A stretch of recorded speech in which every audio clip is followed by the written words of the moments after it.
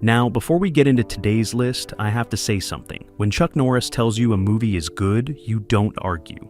You don't debate it. You don't leave a comment saying, actually, I preferred something else. You just nod, you say yes sir, and you go watch the movie. Because the man has forgotten more about martial arts cinema than most of us will ever know. These are 11 martial arts films that Chuck Norris himself has pointed to as the best ever made. And yeah, a couple of them he's actually in. Can you blame him? Hi, my name is Jeffrey, and this is Old School Movies. Number 11, Enter the Dragon, 1973. And international film star Bruce Lee. Enter the Dragon came out in 1973, and if you've never seen it, I genuinely don't know what you've been doing with your life. This was Bruce Lee's final completed film. He died just 6 days before it hit theaters, which makes the whole thing feel like this bittersweet masterpiece that arrived exactly 1 second too late for the world to fully appreciate him while he was still here. The setup is clean and effective. A martial arts expert gets recruited by a British intelligence agency to infiltrate a criminal tournament hosted on a private island by a drug lord named Han. Sounds simple enough. What you get is anything but simple. What makes Enter the Dragon different from everything else that came before it is the way Bruce Lee just owns every single frame he's in. There's a scene early on where he's sparring with a student, and in about 30 seconds of screen time, he communicates everything you need to know about who this man is. Calm, precise, almost terrifyingly controlled. Chuck Norris, who fought Bruce Lee on screen in Way of the Dragon, has talked about Lee's abilities at length. He called him the most incredible fighter he had ever seen in his life, and said that watching him move was like watching something that didn't belong in the same category as everyone else. High praise from a man who is himself a 6-time undefeated world karate champion. The final mirror room sequence alone is worth the price of admission. Warner Brothers backed this one with a real budget, and it became a global phenomenon, grossing over $90 million worldwide. It essentially invented the modern martial arts action movie as we know it. Everything made after 1973 owes this film something. Number 10, Seven Samurai, 1954. Now this one might surprise you. Seven Samurai came out in 1954, and yes, it's a samurai film, not a martial arts film in the traditional sense. But Chuck Norris has specifically cited Akira Kurosawa's masterpiece as one of the most important action films ever made, and a direct influence on how he thinks about combat storytelling on screen. And honestly, once you understand that, it makes complete sense. The story is about a poor farming village in feudal Japan that hires 7 ronin, masterless samurai, to defend them against bandits who keep raiding their crops. That's the whole premise. And somehow, Kurosawa turns that into 3 hours and 27 minutes of the most gripping cinema ever put on film.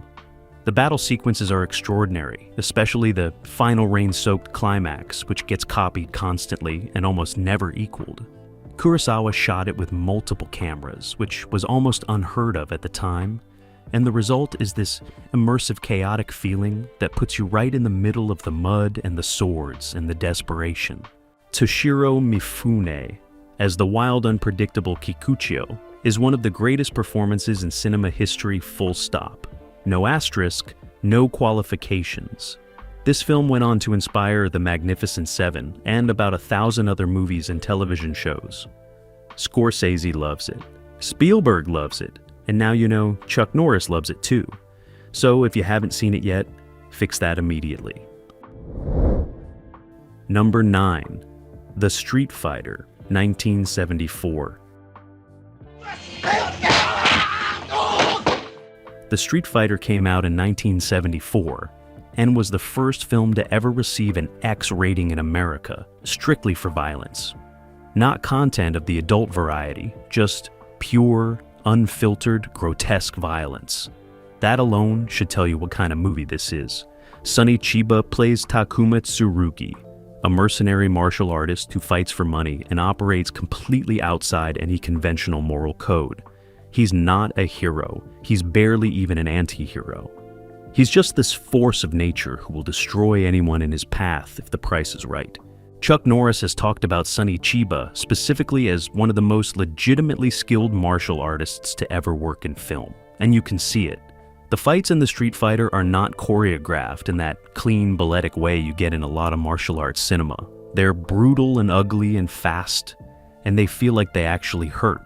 There's a scene where Tsurugi tears a man's throat out with his bare hands, and the censors lost their minds over it.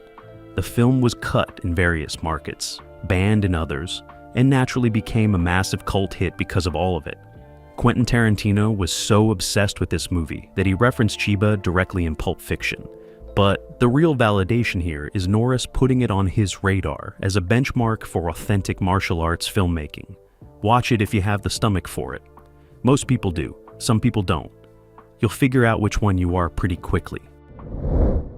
Number 8, 5 Fingers of Death, 1973. Cheer the young warrior who alone. 5 Fingers of Death hit American theaters in 1973, and it basically opened the door for every kung fu film that followed it into the Western market. Before this movie, American audiences had almost zero exposure to Hong Kong martial arts cinema. After this movie, there was a gold rush. Warner Brothers bought the distribution rights, slapped it into theaters, and it became a massive hit. This is the film that proved there was a real audience in America hungry for this kind of movie. The story follows a martial arts student named Chow Chi-hao, who trains under a new master, gets his hands crushed by rivals, and then has to master the Iron Fist technique to compete in a tournament and get his revenge. Pretty straightforward stuff, but the execution is sensational. Director Chung Chang-ho knew exactly what he was doing, and the fight sequences still hold up today. Chuck Norris has pointed to 5 Fingers of Death as one of the key films that shaped what American audiences expected from martial arts cinema going forward. It also features that unforgettable musical sting, that rising dramatic horn sound that Tarantino later borrowed for Kill Bill, which just tells you how deep into the culture this movie embedded itself. A genuine landmark that doesn't get nearly enough credit. Number 7. Shogun Assassin, 1980. Shogun Assassin came out in 1980, and it is one of the most gleefully violent movies ever assembled. What's interesting is that this isn't technically an original film. It's actually a re-edited combination of the first 2 entries in the Japanese Lone Wolf and Cub series, dubbed into English and scored with this wild synthesizer soundtrack that sounds like it came from another dimension. And somehow it works better than it has any right to.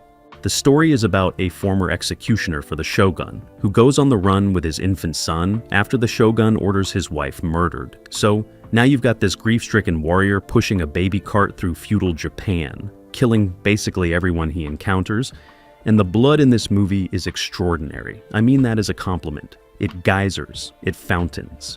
It does things that blood in real life would never actually do.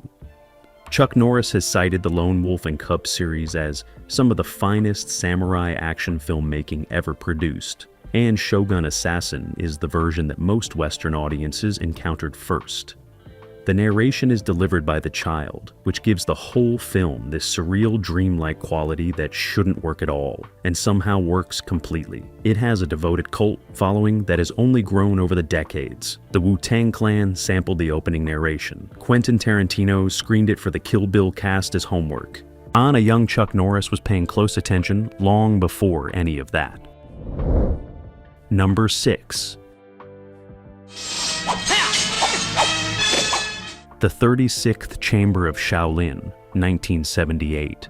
The 36th Chamber of Shaolin came out in 1978 and is almost certainly the greatest kung fu training movie ever made.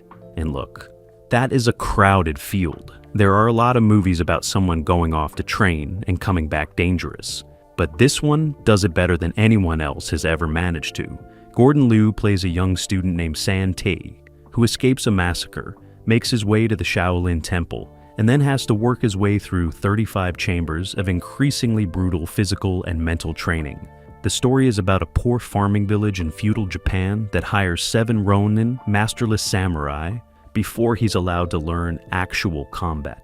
That training sequence takes up most of the movie, and it is riveting. Every chamber introduces a new challenge, new pain, new discipline. You watch this kid get destroyed over and over, and slowly, painstakingly, become something else entirely.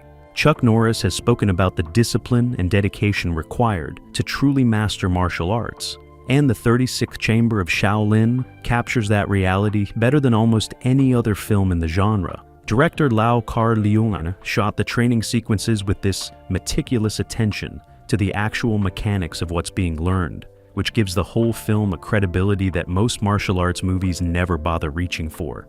The RZOSK from Wu-Tang Clan named his group partially in tribute to this film. Gordon Liu later appeared in Kill Bill. The movie's influence is everywhere once you start looking for it. Number 5. IP Man, 2008. IP Man came out in 2008, and if you haven't seen it yet, well, first of all, where have you been? And second of all, your weekend plans are now sorted. Donnie Yen plays the real historical figure Ip Man, the grandmaster of Wing Chun Kung Fu and the man who would eventually teach Bruce Lee. The film is set during the Japanese occupation of China in the 1930s and follows Ip Man as he goes from being a wealthy, quietly dignified martial artist living a comfortable life to losing everything and being forced to fight for his dignity and the dignity of his people. Chuck Norris has talked about Ip Man specifically in the context of martial arts films that treat the art form with genuine respect rather than just using it as window dressing for action sequences. And that's exactly what this movie does. Donnie Yen is extraordinary in this role. The fight choreography by Sammo Hung is some of the finest ever committed to film. That scene where Ip Man fights 10 Japanese black belts simultaneously is one of the most jaw-dropping sequences in modern martial arts cinema. The film was a massive hit in China and eventually found a massive global audience. It spawned multiple sequels, none of which quite match the original, which is usually how these things go. See it on the biggest screen you can find. Number 4. Fist of Fury, 1972. Fist of Fury came out in 1972, and this is Bruce Lee at his most furious. Not his most technically perfect, not his most philosophical, his most furious. Lee plays Chen Zhen, a student who arrives at his martial arts school in Shanghai to find that his beloved master has been poisoned by members of a rival Japanese dojo. What follows is Lee systematically dismantling everyone connected to that crime with a level of controlled rage that is genuinely frightening to watch. The famous scene where Lee takes a sign reading Chinese and dogs not admitted and smashes it to pieces, and then proceeds to fight off an entire park full of people who try to stop him, is one of the great moments in martial arts cinema history. Chuck Norris has pointed to Fist of Fury as the film where Bruce Lee fully arrived as a screen presence. Not just a fighter, not just an action star, but a genuine movie star with the kind of charisma that comes along maybe once in a generation. The film was made for almost nothing and made a fortune. It holds up completely today, and the final freeze frame is one of the most haunting endings in the genre. Chuck Norris, 7 times world karate. Number 3. Way of the Dragon, 1972. Way of the Dragon came out in 1972, and I have to be honest with you, I could not in good conscience make a list like this and leave it off, because this is the one where Chuck Norris and Bruce Lee actually shared a screen together. And not just shared a screen, they fought each other in the Colosseum in Rome in what is still one of the greatest one-on-one fight sequences ever filmed. I'm going to let that sentence sit there for a second. Bruce Lee, Chuck Norris, the actual Colosseum, 1972. Life was different back then. Bruce Lee wrote, directed, and starred in this one, which almost never happens in martial arts cinema and almost never works when it does. Here, it works completely. Lee plays Tang Lung, a country boy from Hong Kong who travels to Rome to help his cousin defend her restaurant from local gangsters. The first half is almost a comedy. Tang Lung doesn't speak Italian, doesn't understand European customs, and keeps accidentally horrifying everyone around him. Then the gangsters hire outside help, and everything shifts. Chuck Norris plays Colt, a professional fighter brought in specifically to deal with Tang Lung. And what follows is a fight scene that both men have spoken about with enormous respect for decades. Norris has said that working with Bruce Lee on that sequence was one of the defining experiences of his professional life. He meant it as a compliment. Watch it, and you'll understand completely why.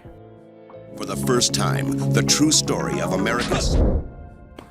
Number 2, Bloodsport, 1988. Bloodsport came out in 1988 and launched Jean-Claude Van Damme's career essentially overnight. It's based on the allegedly true story of Frank Duss, an American martial artist who claims to have entered and won the Kumite, a secret full-contact underground fighting tournament held in Hong Kong. Whether Frank Duss's story is entirely true is a debate that has been going on for decades, and I'm not going to settle it here. What I will tell you is that as a martial arts movie, this thing absolutely delivers. Van Damme plays Dux with this combination of genuine athleticism and almost cartoonish charisma that is completely irresistible. The tournament sequences are exciting and well staged, and Bolo Yeung as the terrifying Chong Li is one of the great villain performances in action movie history. The man is built like a mountain range.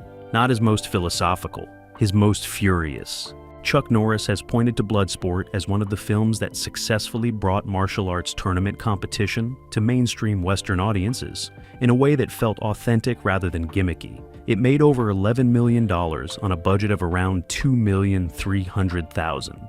Not bad for a movie that Cannon Films almost didn't release at all. Change the hitter. Together. Number 1, Hard Times, 1975. Hard Times came out in 1975, and this one is a little different from everything else on this list. It's not a kung fu film, it's not a samurai movie. It's set in Depression-era New Orleans and stars Charles Bronson as a drifter named Cheney, who gets involved in the brutal underground bare-knuckle street fighting circuit. The director Walter Hill was making only his second film here, and already showed the kind of stripped-down muscular filmmaking style that would define his whole career. Chuck Norris has specifically mentioned Hard Times when talking about Western martial arts films that got the spirit of real combat right. And he's correct. Bronson doesn't do anything flashy in this movie. No flying kicks, no wire work, no fancy techniques. He just stands there and hits people with this cold, economical efficiency that is somehow more convincing than most elaborate choreography you'll ever see. James Coburn is fantastic as his fast-talking manager. The movie was a modest hit when it came out, and has only grown in reputation since. It is lean and mean and completely uninterested in making you feel comfortable. Walter Hill later said he wanted every fight to feel like it could end at any second. He succeeded completely. This is one of the most underrated American action films ever made, and the fact that Chuck Norris put it on his radar tells you everything you need to know about the man's taste. It's good taste, even if you could argue with him about it, which, again, I would not recommend.